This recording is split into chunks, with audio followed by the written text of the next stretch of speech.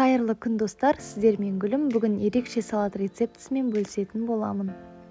Қажетті ингредиенттер: жұмыртқа, тауық еті, кукуруз, қараөрік, салат жапырағы, грек жаңғағы, майонез, қияр, сыр және де тұз.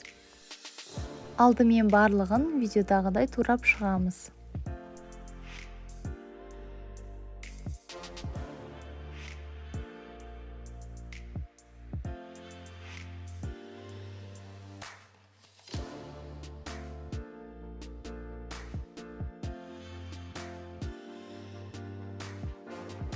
Салат жапырағын осылайша әдемілеп қойсаңыз болады. Үстіне бет ашық ыдыс алып, ингредиенттерімізді соның ішіне жинайтын боламыз.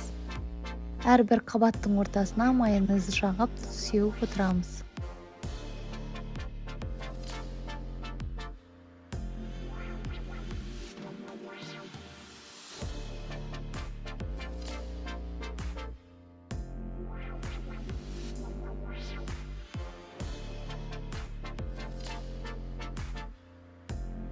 Салаттың бетін қалауыңызша сәндесеңіз болады.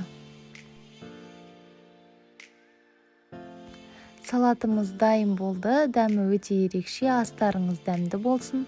Каналға тіркелуді ұмытпаңыздар.